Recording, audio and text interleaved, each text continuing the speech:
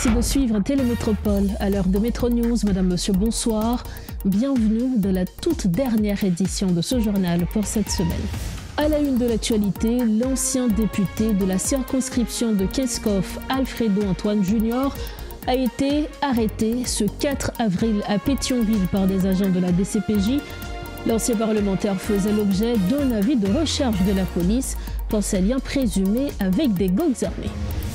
Le président du CPT, Fritz Alfonjean, affirme qu'il respectera la feuille de route de la transition et organisera des élections d'ici au 7 février 2026. Mais les doutes persistent, notamment sur le volet sécurité. L'intégration de la BESAP est annoncée pour renforcer les effectifs. Décryptage avec Ashley Larac, ancien des forces armées d'Haïti. Et puis une flambée de choléra frappe Font-Baptiste, une localité de la commune de l'Arcahaie, avec 23 décès et 80 hospitalisations en l'espace d'un mois, tandis que les habitants de cette localité lancent un appel urgent à l'aide aux autorités sanitaires. Médecins sans frontières signale également 350 cas recensés à Cité-Soleil depuis janvier.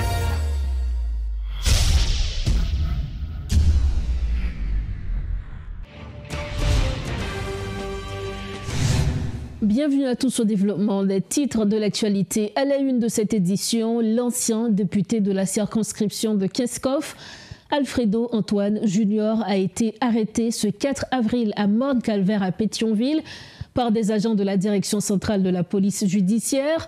L'ancien parlementaire faisait l'objet d'un avis de recherche de la police pour ses liens présumés avec des gangs armés. Plus de détails dans notre prochaine édition. Face aux récentes offensives des gangs armés, notamment dans le département de l'Ouest et du Centre, la PNH est finalement passée à l'action. Jeudi, une vaste opération a été menée par plusieurs unités spécialisées de la PNH, appuyées par la mission multinationale d'appui à la sécurité. Les interventions se sont concentrées sur plusieurs zones sensibles, notamment Claircine, Butte-Boyer, Croix-des-Missions et Chada. Parallèlement, le calme semble revenu dans la commune de Tabar après l'attaque d'envergure lancée par les bandits dans la nuit de mercredi à jeudi.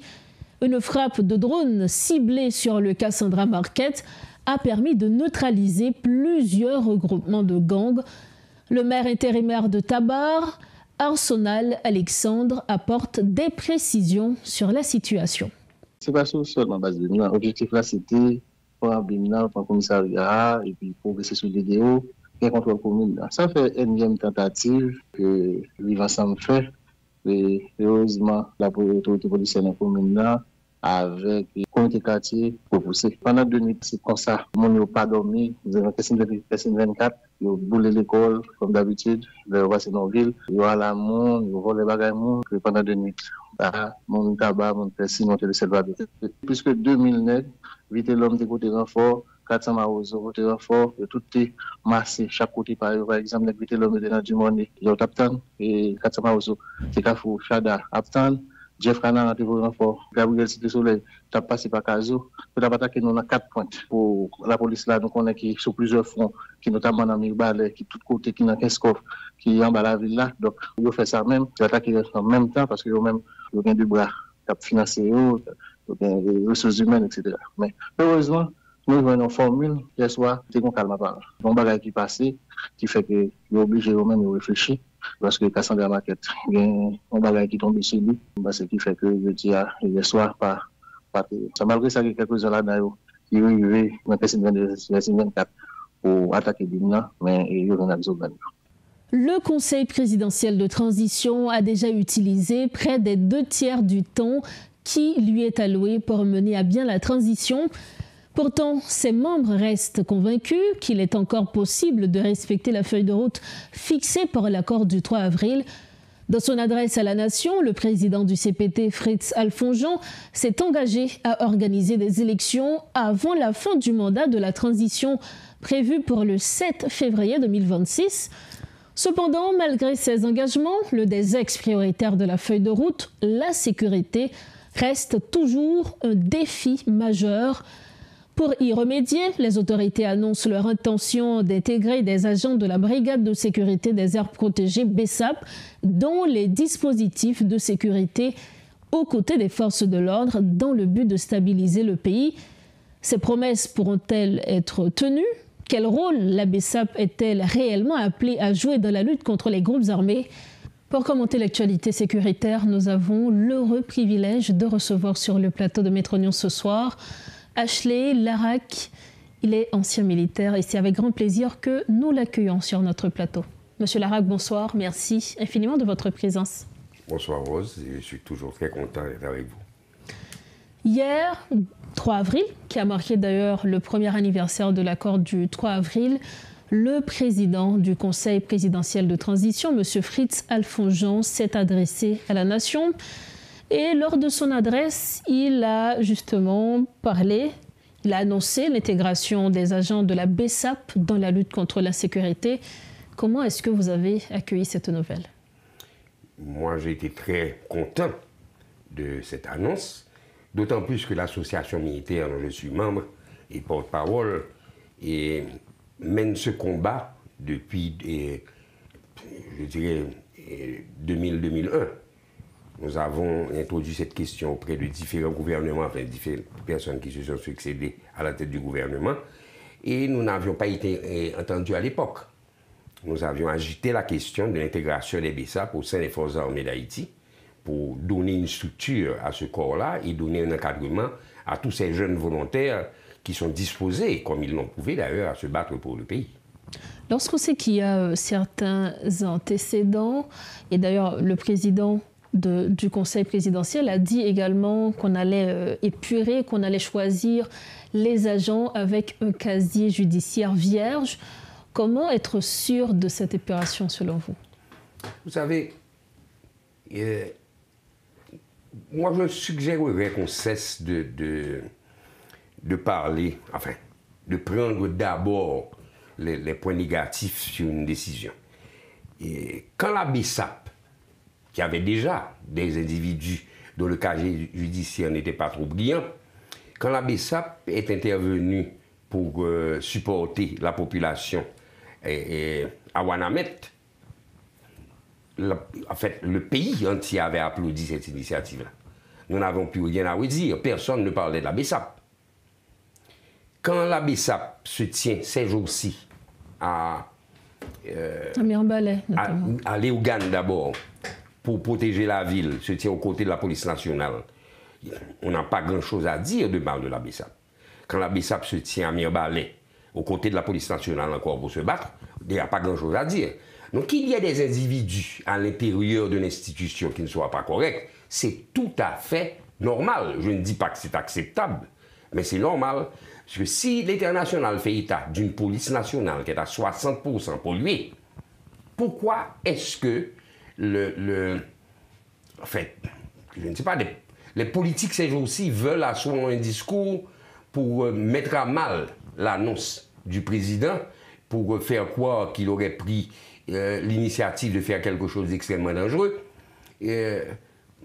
Pourquoi est-ce qu'on ne parle pas de l'épuration de la police nationale d'Haïti? Ça doit être une tâche bien plus difficile que d'épurer la BESAP. Et ces milliers de jeunes qui sont disposés, qui ont prouvé leur disponibilité et leur engagement vis-à-vis du pays. Et nous devons quand même avoir une structure d'encadrement pour eux. Donc l'annonce qu'il a faite, je vous assure que c'est une excellente chose, c'est une excellente nouvelle. Et les institutions, la ANAP qui dirige la BESAP et les forces armées d'Haïti devraient pouvoir le plus rapidement possible signer l'accord qui leur permette d'intégrer ces individus au sein de l'armée, de les former correctement et d'effectuer cette dite épuration dont on parle. Et avec cette intégration, quel rôle vous pensez que la BESAP va jouer dans la lutte contre l'insécurité? Ces jours-ci, tous les citoyens doivent jouer le même rôle, celui de défendre la nation contre le banditisme.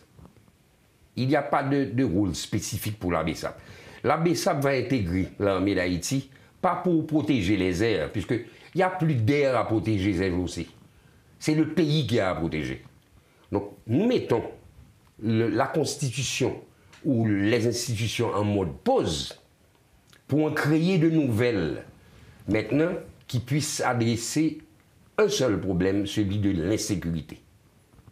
Et c'est ce problème qui nous empêche d'ailleurs de régler les autres, enfin, de soulager le peuple de tous ces maux.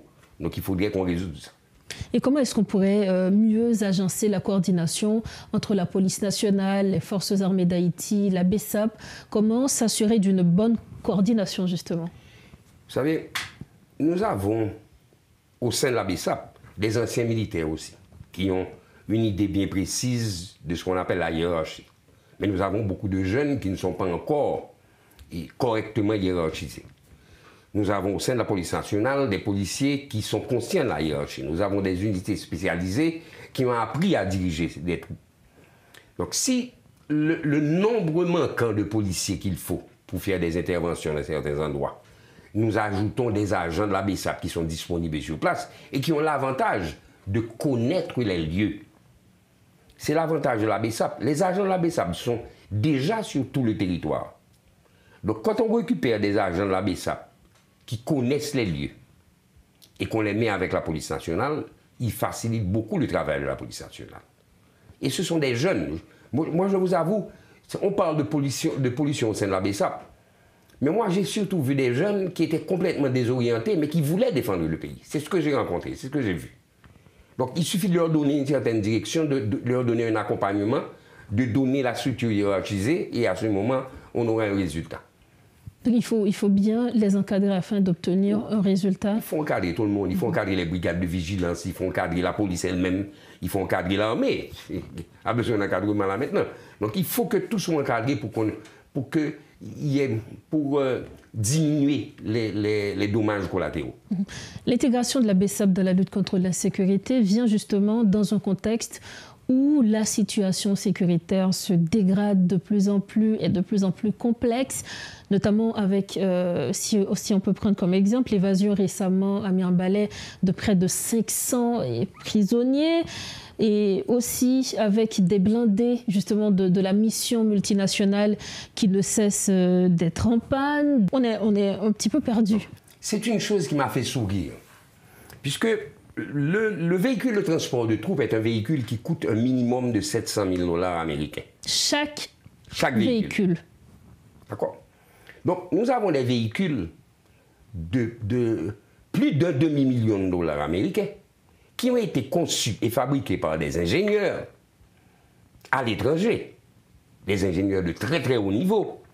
Ce sont les mêmes véhicules qui sont utilisés en Ukraine, dans la guerre. Et nous voyons que l'Ukraine demande des armes de très haute technologie, des armes de pointe pour pouvoir se débarrasser se battre contre les Russes. Pour moi, Haïti est un centre d'expérimentation.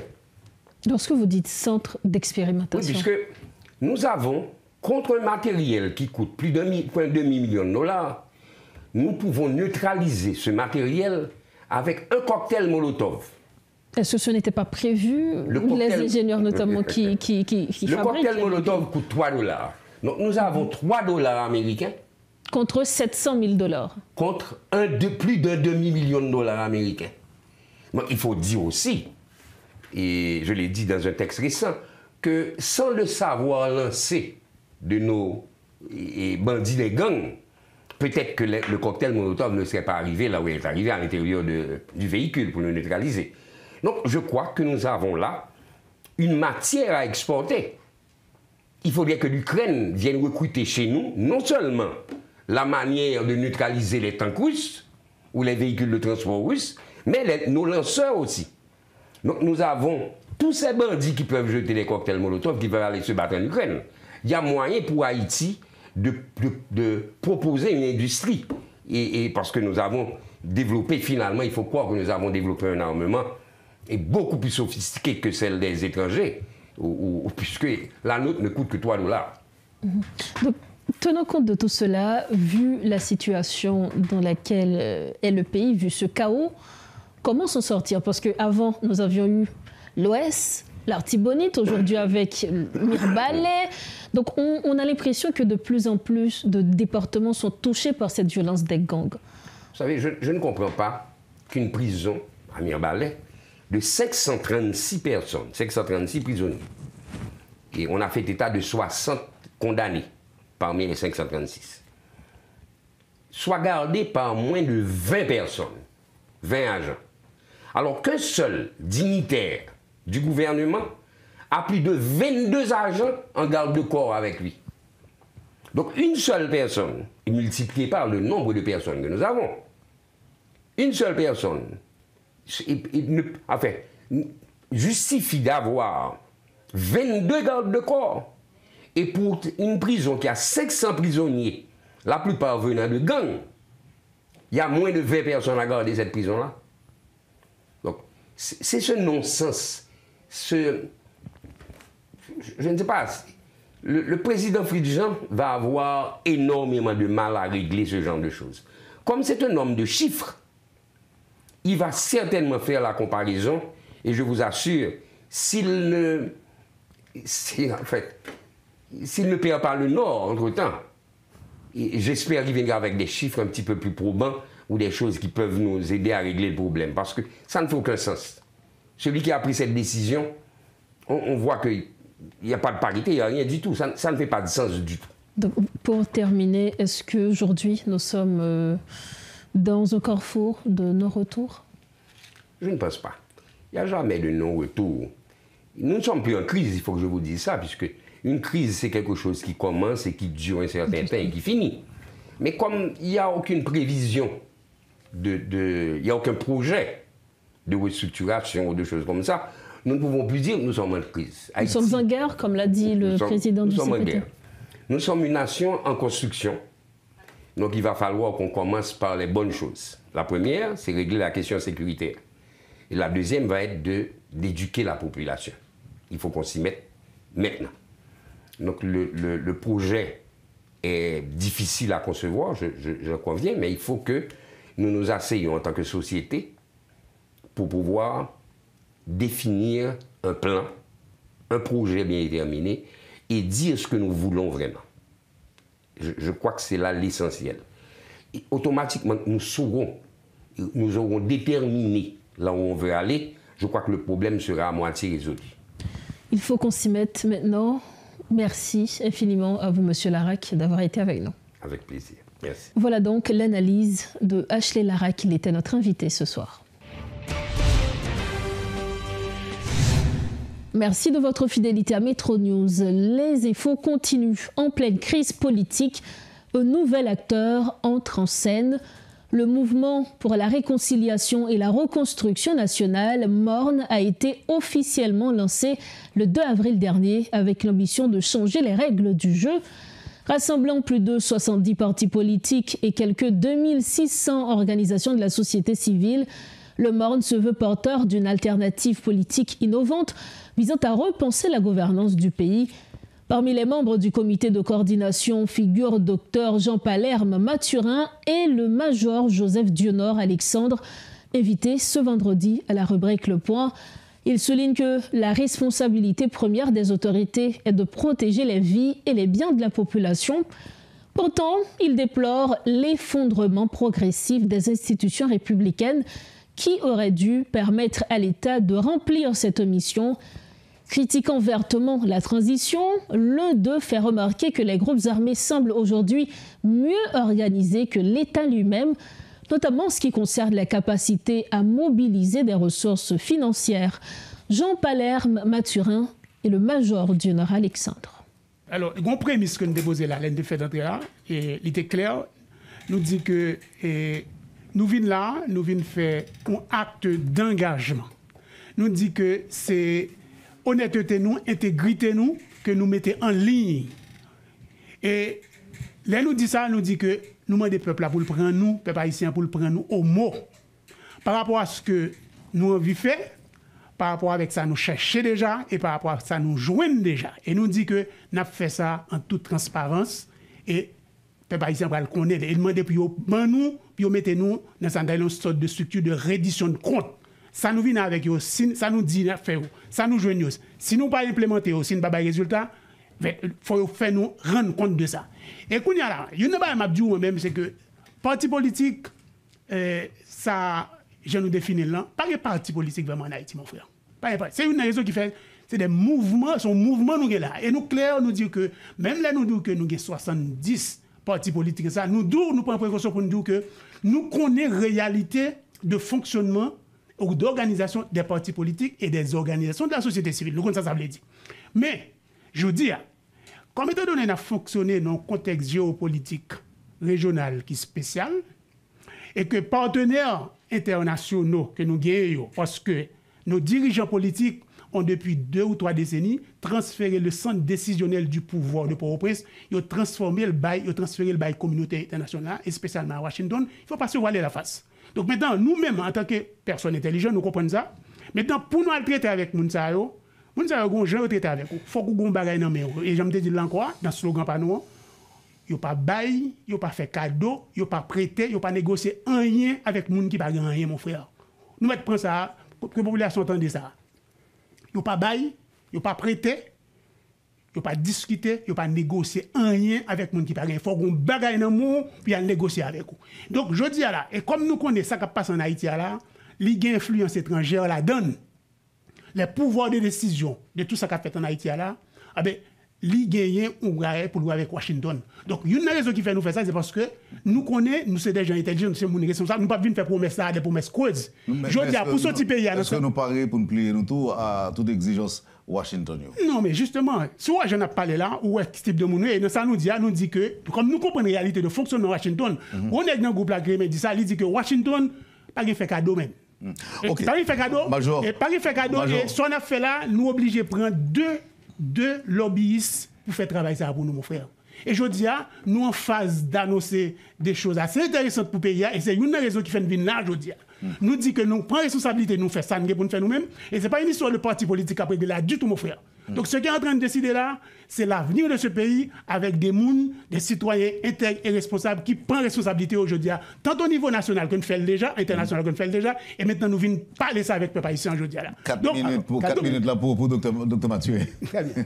Alors, et pour donner suite à ça... L'offre politique. À ça, Major Alexandre dit, l'offre politique et mon à peuple haïtien, que ce soit ça candidat pays, que ce soit ça candidat diaspora, nous décrivons et à travers 7 initiatives majeures.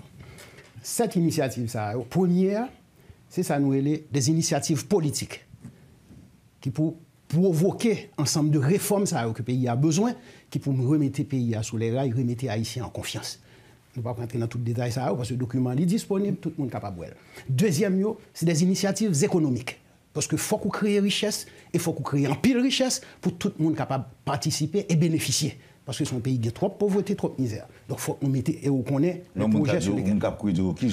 Non, mais justement. Regardez, je dis là, par exemple, où un pays qui a 12 millions d'habitants, il y a moins que 250 000 personnes qui travaillent dans le secteur privé, à peine 100 à 110 000 personnes qui travaillent dans l'État. À cause de bagailles, problèmes, insécurité dans le pays, tous les deux, petits postes, ils perdu un paquet de monde qui était couru aller à l'étranger. Bon, défi qu'on a posé contre les gens, ils vont l'obliger de retourner. Donc, mais regarde, si nous prenons ça pour 12 millions d'habitants, ou moins que 350 000 personnes formellement qui travaillent. Donc, quand on parle de richesse économique, c'est à travers l'emploi. L'emploi, c'est à la fois dans le privé, et pour le privé à investir pour qu'il y ait job là, il faut que l'État lui-même en capacité de garantir structurellement pour permettre que non seulement l'environnement offre possibilité d'investissement, ouvert sur les investissements, mais également que les garantit investissement ça. Et c'est là, nous-mêmes, proposition que nous faisons, nous non seulement garder possibilité d'attirer des investisseurs, que ce soit des Haïtiens, que ce soit des étrangers, mais également les responsabilités de l'État pour encadrer l'investissement ça pour permettre que il soit durable. Et le job il durable ça. Ça c'est dans 4 perspectives ça, nous sur les 5 ans à venir, le pays a besoin de créer un minimum de 1,5 million de jobs. Il n'est pas normal pour nous traîner bas comme ça. Parlons à présent santé à Metro News, 23 morts et 80 hospitalisations en 1 mois. C'est le lourd bilan de la résurgence du choléra dans la commune de l'Arcahaie, notamment dans la localité de Font-Baptiste. Sur place, faute d'infrastructures sanitaires, les habitants ont improvisé un centre de traitement du choléra, mais celui-ci fonctionne avec très peu de moyens et un personnel insuffisant. Face à la situation, des citoyens lancent un cri d'alarme et demandent l'intervention urgente des autorités sanitaires. tout en appelant la population à respecter les gestes de prévention. Alors que cette flambée fait suite à de fortes pluies, Médecins sans frontières a déjà recensé 350 cas à Cité-Soleil depuis le début de l'année. On referme la page nationale de Metro News en culture. Bonne nouvelle pour les fans de Pape Jazz. Le Festival international de jazz de Port-au-Prince se tiendra finalement les 5 et 6 avril 2025, après avoir été reporté en raison de l'insécurité persistante. Initialement prévu en mars, cet événement phare de la scène musicale haïtienne reste un rendez-vous incontournable pour les amateurs de jazz. Les billets déjà achetés restent valides et les organisateurs assurent une édition riche en performances et découvertes malgré les défis. Cette édition de Metro News touche à sa fin. Avant de partir, voici l'essentiel de l'information développée ce 4 avril 2025. L'ancien député de la circonscription de Kinskov, Alfredo Antoine Junior, a été arrêté ce 4 avril à Pétionville par des agents de la DCPJ. L'ancien parlementaire faisait l'objet d'un avis de recherche de la police pour ses liens présumés avec des gangs armés. Dans l'intervalle, la PNH passe à l'action après plusieurs attaques meurtrières des gangs armés. Une opération en cours de la plaine du cul-de-sac fait déjà de nombreuses victimes, dont les rangs des criminels. À Tabar, une frappe de drone sur le Cassandra Market a permis de neutraliser plusieurs bandits. Le président du CPT, Fritz Alphonse-Jean, affirme qu'il respectera la feuille de route de la transition et organisera des élections d'ici au 7 février 2026. Mais les doutes persistent, notamment sur le volet sécurité. L'intégration de la BESAP est annoncée pour renforcer les effectifs. Nous en avions parlé avec Ashley Larac, ancien des Forces armées d'Haïti et porte-parole de l'Association des militaires d'Haïti. Et puis une flambée de choléra frappe Font-Baptiste, une localité de la commune de l'Arcaillet, avec 23 décès et 80 hospitalisations en l'espace d'un mois, tandis que les habitants de cette localité lancent un appel urgent à l'aide aux autorités sanitaires. Médecins sans frontières signale également 350 cas recensés à Cité-Soleil depuis janvier. C'est sur ces derniers éléments que nous refermons cette édition de Metro News. Merci infiniment à chacun de vous de l'avoir suivi. Un grand merci à toute l'équipe de Métropole ayant rendu possible cette édition. C'est le week-end. Prenez soin de vous. On se retrouve lundi prochain, toujours sur Métropole. Bonsoir.